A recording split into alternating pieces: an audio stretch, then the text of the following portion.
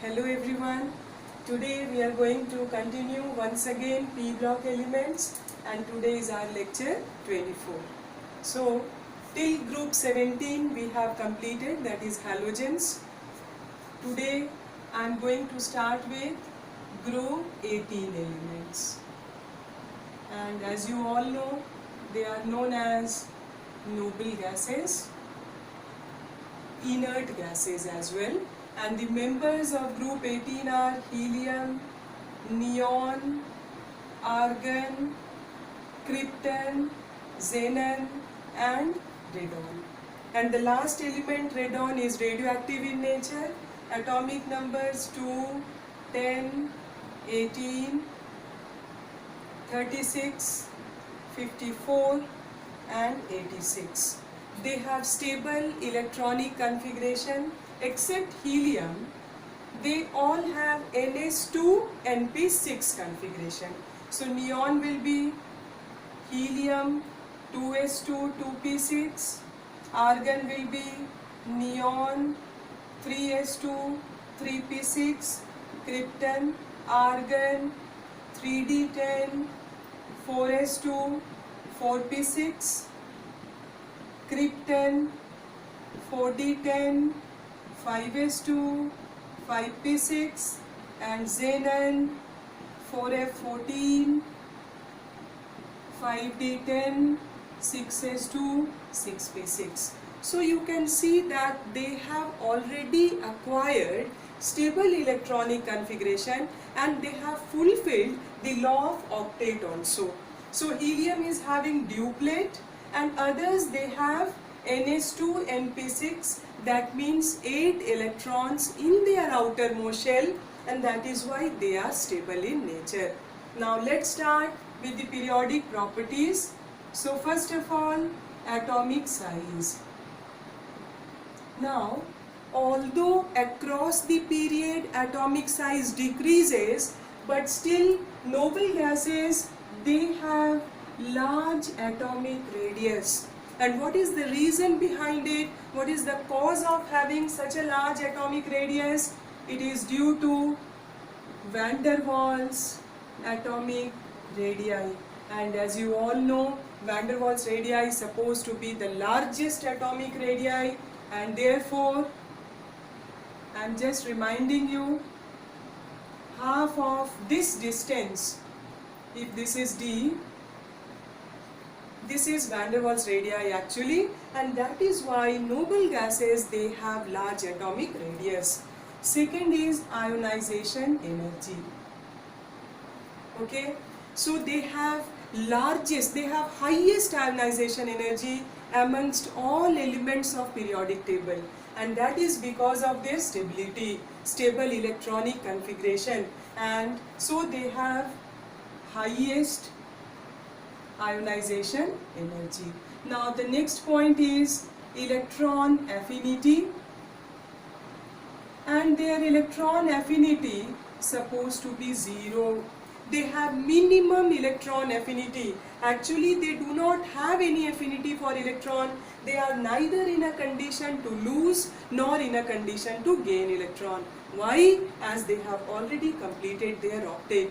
And in terms of enthalpy, when I say what about their electron gain enthalpy, so electron gain enthalpy will be positive, because you can see that if they have fully filled orbital, then energy would be required to minimize the extent of repulsion and vice versa.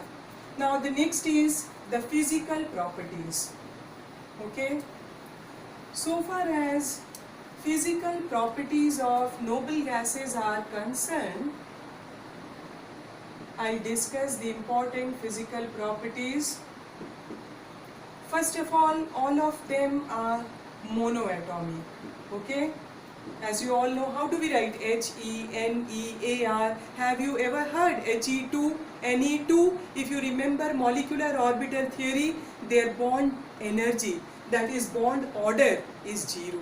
And why bond order is 0? Because the number of electrons in bonding as well as anti-bonding electrons are 0. So since their bond order is 0, they neither combine They neither gain nor they lose, so they are monoatomic gases.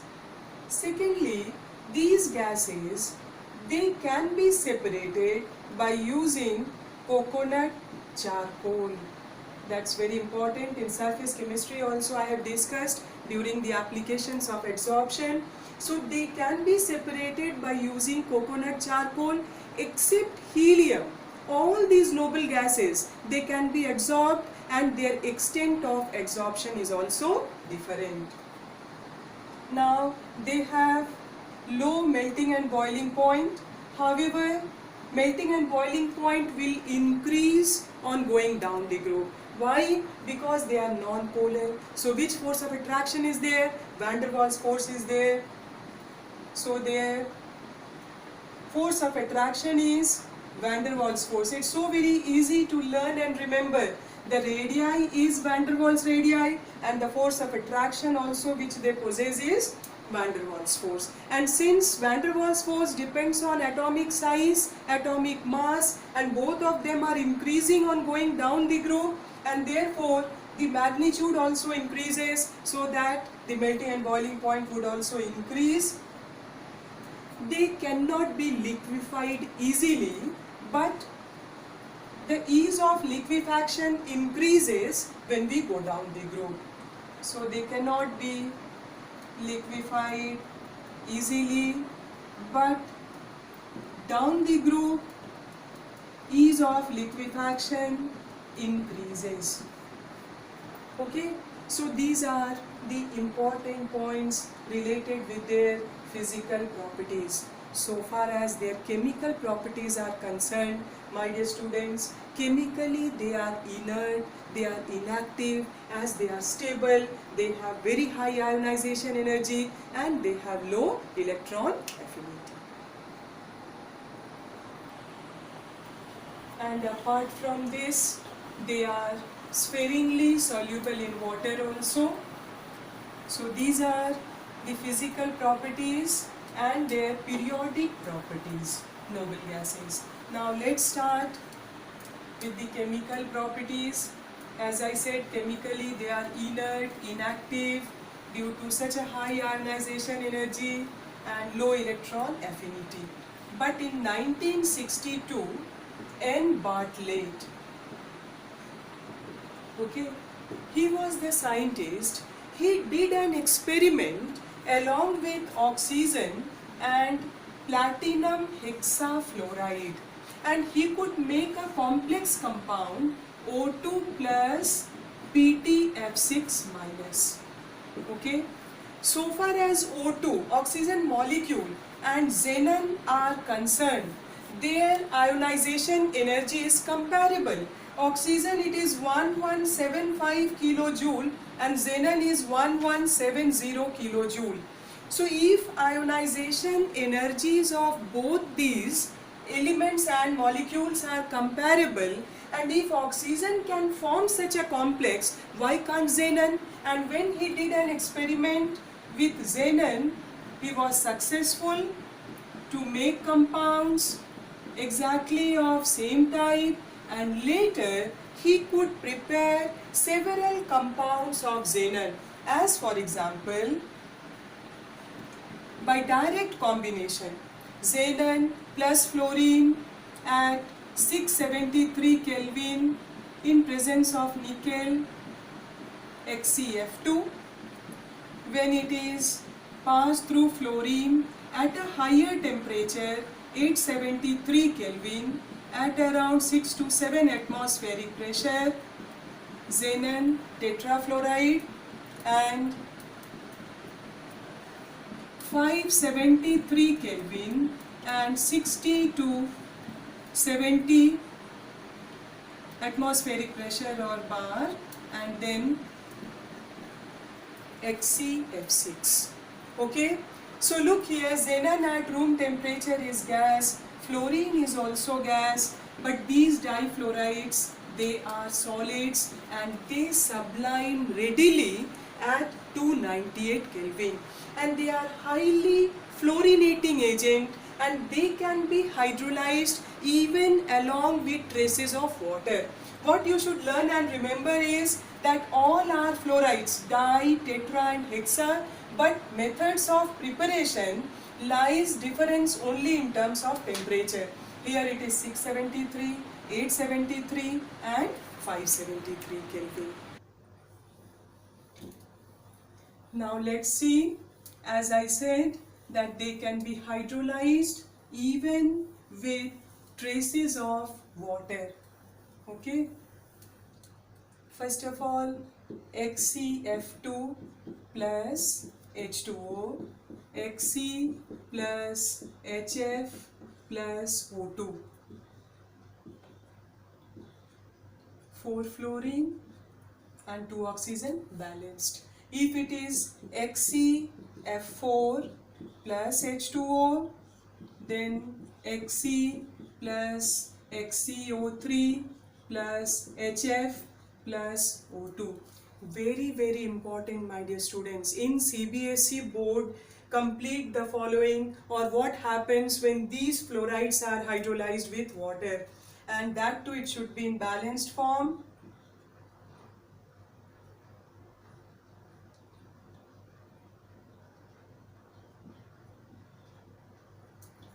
Now you can see 24 hydrogen is there. So I'll write here 24 HF. Fluorine also is balanced, 6 into 4, 24. Now let's see oxygen, 12 oxygen, 3 to just 6. So here also 6. Oxygen also is balanced. Now we are left with HCF6 plus H2O. So far as HCF6 is concerned, upon complete hydrolysis, it gives HCO3 plus HF. 6 hydrogen is there. Fluorine also 6. Now oxygen here 3. So I'll make it here 3. I think oxygen balanced, xenon already balanced, hydrogen also is balanced. And this one is the complete hydrolysis. Okay. But what happens when xenon hexafluoride is hydrolyzed partially? Okay. Now let's see partial hydrolysis. So HCF6 plus H2O, it gives xenon oxo tetrafluoride plus HF, and one more is there, HCF6 plus H2O, HCO2 F2 plus HF. Okay, now here 6, so I'll make it here 2. Now hydrogen balanced, fluorine, all of them are balanced, and here let's see, 2 fluorine already, so 4 HF, now balanced, hydrogen also is balanced. So these reactions are very important. This is the product upon complete hydrolysis, and these two are the products of partial hydrolysis. Okay, and these compounds, xenon difluoride, tetrafluoride, hexafluoride, HCO3, HCOF4, HCO2F2, their hybridization and shapes of these molecules. This is very patent and important questions, and almost every year or in an alternate manner these molecules are asked to write their hybridization and shape as well. So now I am going to show you their hybrid state and the shapes. So now let's see the hybridization and shapes of the compounds of xenon.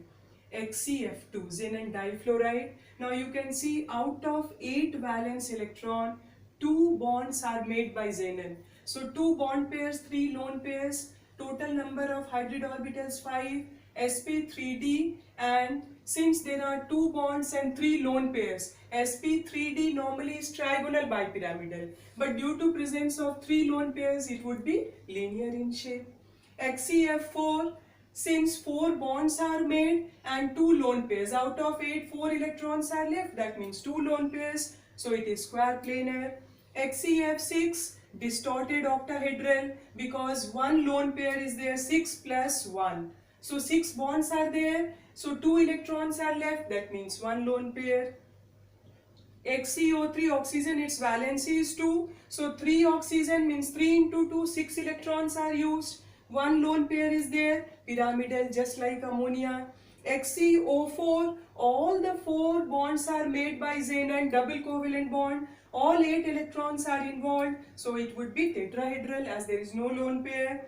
Now XeOF4, a double covalent bond with oxygen and 4 single bonds with fluorine, one lone pair is left, so you can see here one lone pair is there, so this shape is square pyramidal. Now XeO2F2, sp3d hybridization. So it would be because of one lone pair sp3d with one lone pair seesaw.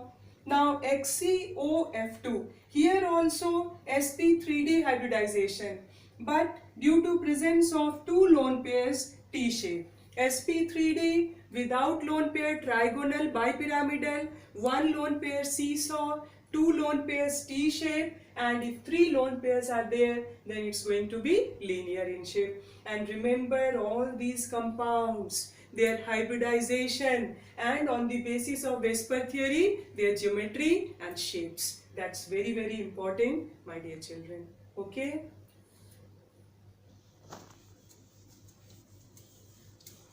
So as I said, these molecules, their geometry on the basis of hybridization and lone pair effect, try to learn and practice it well.